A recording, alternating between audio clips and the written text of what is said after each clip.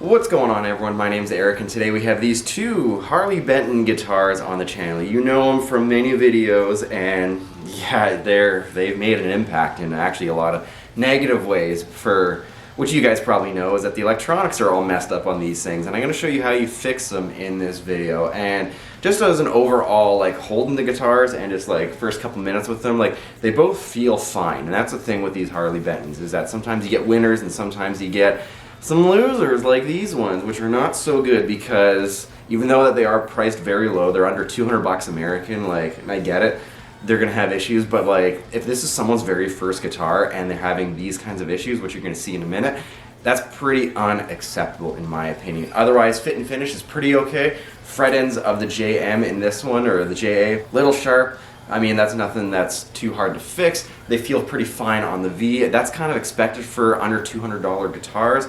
But otherwise, you know, the big issue is the electronics, which is what we're going to go over here today. Alright, so I'm going to plug all the guitars here. We've got the Jazzmaster copy and the Victory V. These are going to be plugged into my rev generator and going into my load box, into my interface, and then you're going to see the actual issues, and you're going to hear the issues that are going on with these guitars. So, that's fine on the clean channel. But honestly, these guitars are designed for metal, and what you should do with the guitar that's designed for metal is actually test it on the distortion channel, because that's where you're going to be primarily playing, okay? And sure, noise gate can fix everything, but the guitar should be able to work on its own. The circuit should be as clean as it can be on its own without having to do anything extra like what we're going to do later in this video. So,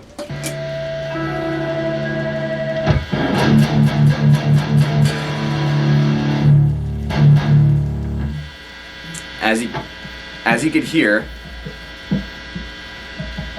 like, the grounding issue doesn't go away until I touch the toggle switch. That might make you think you gotta ground the toggle. Now that because I'm touching the toggle, I become the new, like, grounding part, okay?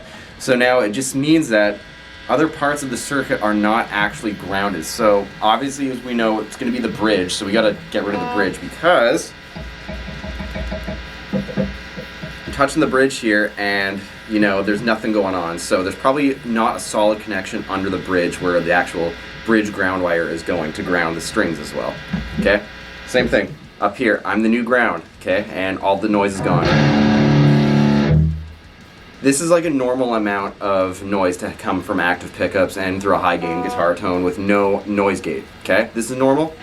That's not normal. Let's check the V and see what happens. Here's the V.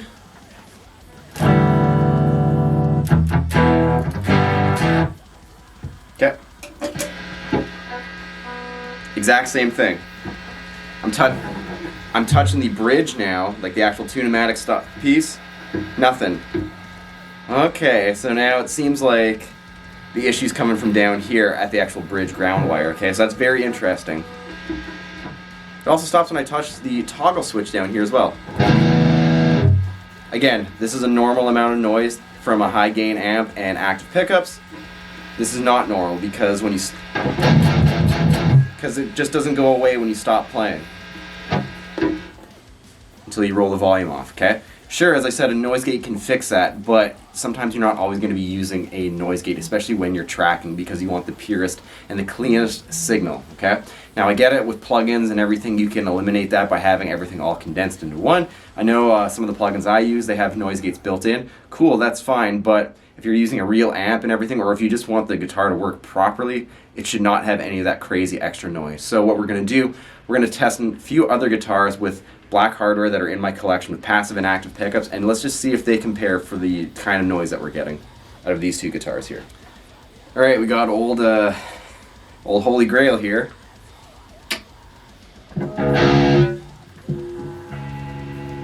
See, that's normal.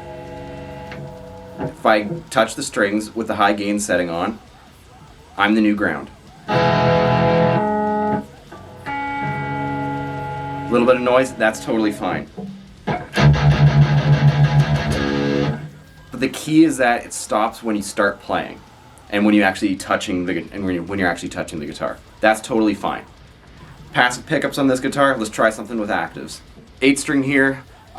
Just to note that the Harley Benton kind of has no-name hardware.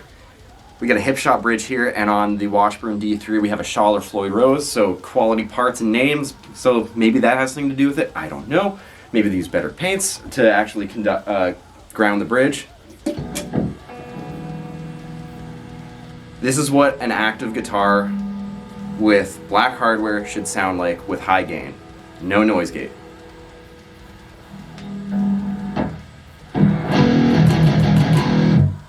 Yeah, it should be like this, not like what the Harley Bentons are. So let's rip them apart and let's see what's going on with them. All right, so the issue lies with the bridge here, okay?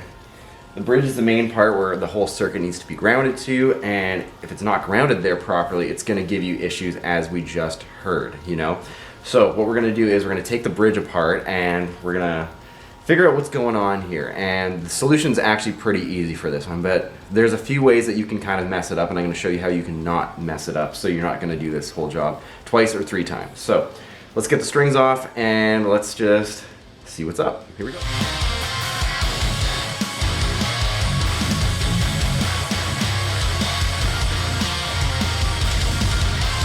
As you can see here, the back of the bridge and the ground wire here, okay? So it seems like what they did was try to sandwich the string with the ground wire with the bridge, okay? But obviously, this is actually not making contact, okay? So what you want to do is actually scuff up the back here of the bridge and then actually have the wire touch that as well. What you're also going to want to do is use a little bit of this stuff here. You're going to use a little bit of copper tape and toss it under the ground wire here, okay? Now, before we do any of that, we're going to get into a little bit of simple electricity. All right, so why we have to get into the basics of electricity is because we're working with an electric guitar, which is based around a circuit, which is, you know, based on electricity, okay? So I'm going to keep this as simple as I can, just to give you the basis of it. So basically, electricity either works or it doesn't work. There's no real in-between. Like, the sort of in-between is that it works, but there's noise, right? In this case, it works, but there's noise, but really, it's not working as it's supposed to be. So keep it simple. It works or it does not work, okay? And that's it. So now, we're also going to be talking about the 2 other things in electricity known as conductors and insulators. So a conductor, which is what you're going to probably see on screen right now, is something that allows the electricity to pass through the circuit and complete it. Now, if you want to think of the other part, which is an insulator, that is obviously the obvious, which means that electricity cannot pass through it. So obviously, if we're not making a strong connection, that means something's going on in the circuit here. So what we're going to do is, you know, try and reground this bridge wire here so we're actually having full contact here. Copper, which is a metal, also known as a conductor, is going to help the bridge wire make contact with the bridge here, okay? Copper tape under the ground wire and then scuff up the bridge where it meets the ground wire and make sure it all kind of touches together, okay? And the only things you're going to need for this is a little bit of copper tape and, as you saw, a screwdriver, and you're going to need something like sandpaper or, honestly, a file of some sort just to scuff up the metal on the back of the bridge here. And very important here that we don't put the copper tape onto the bridge, okay? As I just told you, the back of this copper tape is paper or a little bit of this glue residue, you know, not metal, okay? So if you have that glue or paper touching the back of the metal, like, it's not gonna work, it's not gonna conduct, okay? So you need to have this copper under the bridge wire. So the sticky side is going and touching the guitar body, and the metal is, or the copper is touching the ground wire, which is then going to touch where you scuff up on the bridge, okay? The other key point is that you want to keep the strings on the guitar while you do this and while you test it, because it'll just save you time in the long run. As you can see, the job is not really that invasive, so, you know, instead of having to restring and string a guitar all day, you know, just so you have a clean space to work with, like, just deal with it. It's not too bad. These strings are going to come off the guitar anyways, so I wanted to test it with strings on just to make sure, you know, that it's going to work before I went and threw a brand new set of strings on that I knew that are going to stay with this guitar for a while. So I'm going to bolt this thing back up, and then we're going to test it out and just see how it is. Then we're going to move on to the V. All right, we're back in the studio here, and this is all done up here as we just saw, and we're going to be using the exact same settings as before on the Rev, which I didn't really clarify, but we just have straight into the blue channel, which is the clean channel. Then all the distortion sounds that you're hearing is the purple channel with the purple aggression and the bright switch engaged. So really trying to emphasize that high end, and that's the circuitry that was not wired properly, okay? So here we go. That's fine. Sort of out of tune-ish.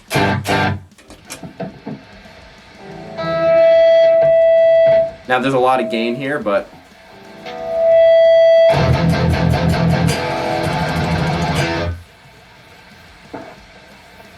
like this is way better. This is like normal. So that's your fix for this guitar here. I'm gonna set this one up and then we're gonna move on to the Victory V and see what we gotta do for that one. So let's do this. All right, so now I have the Harley Benton Victory V over here, and as you guys saw in the initial demo of it, we gotta do something with the bridge here, okay? Probably the same idea as the Jazzmaster, as we're gonna have to scuff up some of the hardware on here, and then that'll make the ground connection a little bit better. I don't think we're gonna have to use copper tape on it, but we will see, because this one is gonna take a few more steps to get the hardware off than just a traditional guitar here. So I'm gonna take the strings off and then I'll see you in a second, but just before we do that, so it's hard to tell on camera the hardware between the inserts here and the actual bridge are actually two different paint colors. So the two different paint colors, like one looks more satin, one looks more gloss, and maybe they're just different paint types in general too. So yeah, that's probably gonna have something to do with it. I'm not 100% sure. This is my first time really seeing that on a guitar, and it just kind of seems a little off to me. So I'm gonna take this whole thing apart and then we will see what's going on. So here we go.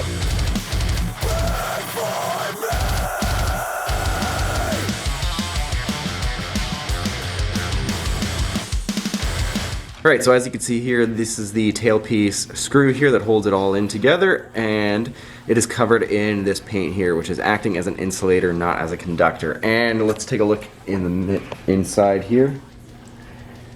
Kind of hard to tell from the camera angle, maybe that'll show it better, but that's all painted. It looks like it's reflecting and looks like it's bare metal, but it's actually painted on the inside there, so that's a big issue.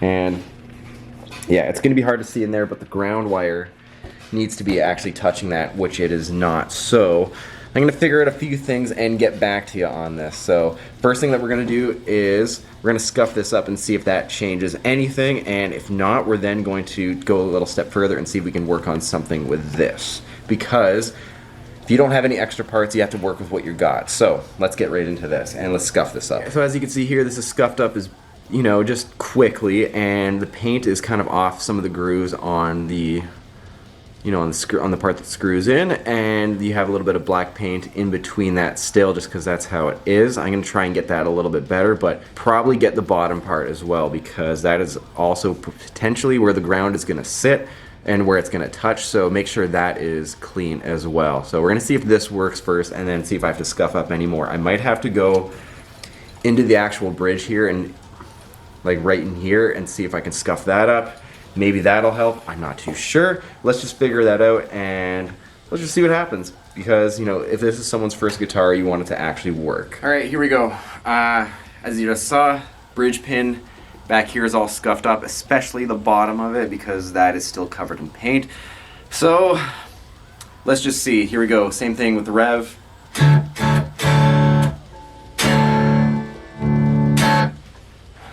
Moment of truth. Failure. Alright, so at this point, it seems like I need to take the bridge out, because I went and scuffed up the inside with with some files, and still nothing. Still at the same point that I've been at. So this is how you're going to take out the post. I have this here bolt, I got a washer, and I have this piece of PVC pipe. This cost me around $5, if not less than that, at Home Depot. You can do it yourself too. You're going to have the PVC pipe here as your guide. You're then going to have the washer going down, and then the bolt will go in, and it's going to fit right into the post right here. And then what you're going to do, I kind of like to put a bit of cloth around it just so I don't damage the finish. It's going to tighten down the PVC pipe, and then it's actually going to pull up the post that's down in there, and then you're just going to unscrew it, and then we're going to see what's really going on there and see if I can get that any cleaner. So that's just kind of how you take that out. Bridge post is out. So at this point, I took the bridge post out just so I can better set the ground, and also double check what's actually going on in there to see if I can make this any better. So what's on the outside of this post looks like it's more of this non-conductive paint. I'm going to scuff it all up. Let's just see what happens, and if it works, and that's what you do, and if it doesn't, well, back to the drawing board again. Here we go. Alright, so as you probably saw in Glenn Fricker's video that he actually put a new tailpiece post here, or adjustment screw into the guitar, and all the issues were fixed, and he also had to grind the inside of the actual tailpiece right in here so he can have a better metal on metal connection. Cool, that's fine, but what I don't have is that actual spare tailpiece screw here. So what I'm doing is actually working with what I've got here. It's a Saturday at the time of filming and everything's closed, Saturday evening, and you know, like, especially when I try to phone other music stores for different parts in here, no one had black Tune-o-matics in stock, or it would be like really expensive because the stores out here are stocking the Gibson stuff, and that's like $90, you know, for $90 Canadian or like 50 bucks American for a new part. And why should I have to go and spend that much money on a guitar that is maybe worth like 2 times the price of a bridge? Like, you know what I mean? Like, you shouldn't have to do that. So what I'm doing is working within my wheelhouse and working within the wheelhouse of the guitar and what I've got here. So this is for the people that are working on these guitars on like the Saturdays, the Sundays, or in the small towns, you know, when you can't just go out and get everything that you need because you don't have access to it. Or even if you don't trust Amazon to give you the stuff that you need. Maybe that all the stuff from Amazon is going to be caked in this stuff too. I don't know. I bought a handful of stuff from Amazon before for guitar parts and it's been fine. But I've never bought any painted hardware like this before, so hard to say. You know, if you want to wait all those extra days for the stuff to get to you, that's cool, but you could be in the exact same spot. So what I'm trying to do and show all of you here is what you can do with the hardware that comes with this guitar to actually make it work, you know. Different story for the JA. You know, you can kind of do that and scratch it up. The copper tape definitely goes the extra mile, and the copper tape trick really won't work in here because it needs to stick directly to the wood, and every time I tried to throw it into where the bridge post was, it really wasn't going to stick, or it would actually just get smushed when you actually go and put the bridge post, the tailpiece post back in the guitar. It just wouldn't even hit the ground anymore. So yeah, what we're doing is just working with what we got here, and hopefully this is a different approach to then just buying new hardware, right? You can make it work, it's just, it takes some effort, but as I've said before, like even with setting up a Floyd Rose, put on an album, put on a podcast, and just kind of go to town and read the forums, watch some YouTube, and you might learn a thing or two. Alright, and here's the Victory V from Harley Benton. Kind of, let's just see where we're at, honestly. So recently I just kind of scuffed up the tailpiece adjustment screw here, and we're just going to see what happens. I feel like I didn't have to scuff up the post that it mounts into in the body, but I did want to show you where the ground wire was laying and how it kind of touched all that.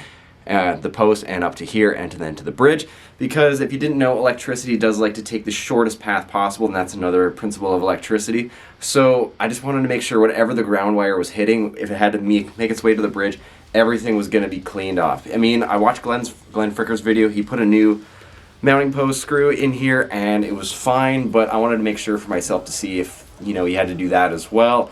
And it looks like you didn't, maybe you didn't have to do that, but let's just see. So here we go, straight into the rev, and seems fine. And the real test, the distortion.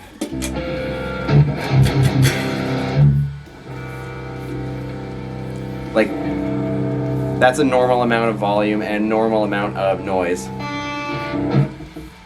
That's totally normal. So that's where it should be, honestly. I mean, maybe you could upgrade the pickups on both guitars to get them even lower, put a set of EMGs or, you know, Seymour Duncans in them, like some blackouts, and those will probably be great, honestly, and they'll probably bring the noise way down even more. But then again, those pickups cost way more than what this guitar is actually worth. So at the end of the day, like, bear in mind what you really want to do and what you want to get out of this guitar. But at the end of the day, inexcusable for a brand new guitar. Alright, so that kind of concludes this video of the Harley Benton Active series. We got the Victory V over here, we got the Jazzmaster style guitar over here with these active pickups. That's been, and both these guitars, as we both know, have been like blazing the internet for a lot of negative reasons, as we've just seen and fixed in here. So just a quick recap for the Victory V, that bridge post here, that's got to get changed, or at least the whole bridge and tailpiece system, that's got to get changed as well, because it's not making a full ground because of the paint that's being used.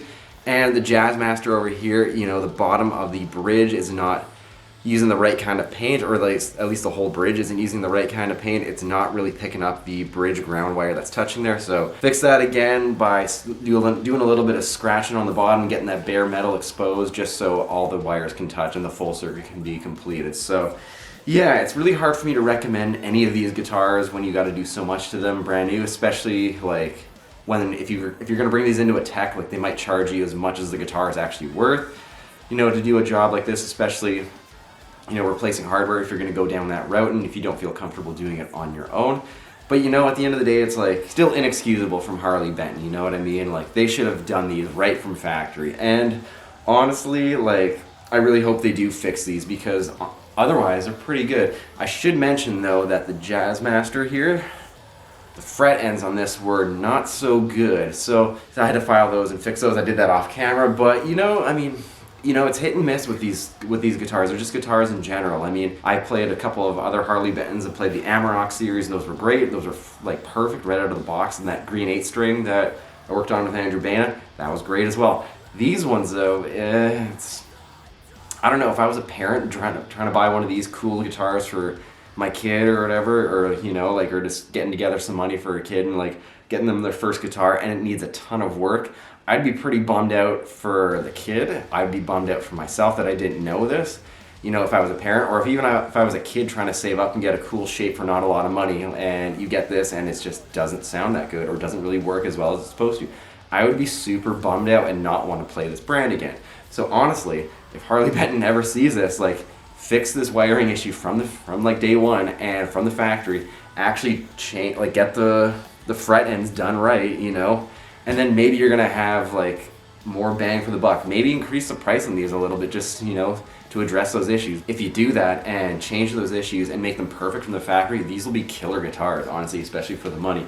Honestly, I don't know where you can get a set neck flying V with active pickups or an all black Jazzmaster, with ebony-ish fingerboards, like for this kind of money, it's hard to beat. But I mean, I think if they stepped up the quality in a few more areas, these would be absolutely killer, and I would definitely take these on the road in a touring situation for sure. So with all that being said, thanks for checking out this video. It's a little bit different, but let me know in the comments below if you learned something new about electricity and wiring, especially on a guitar, especially on these ones, or maybe if you want to buy these and do these mods to yourself and just have some pretty cool guitars at the end of the day. And all of your other regularly scheduled content is coming as well. All the Pantera stuff that's always coming, and all the other different guitar covers and other gear reviews and demos that I like to do as well, and setups. And if you want to see something else, let me know in the comments below. If you learned something new about guitar wiring and all that stuff, let me know in the comments below. If you like this video, give it a thumbs up. It really lets me know that I'm doing a good job and you like the things that I make for you guys. And if you really like all the things that I have done so far, consider subscribing and turn the bell on, and it lets you know when I'm putting out new videos and you'll be the first to see it. So with all that being said, thanks for watching, and I will see you in the next video.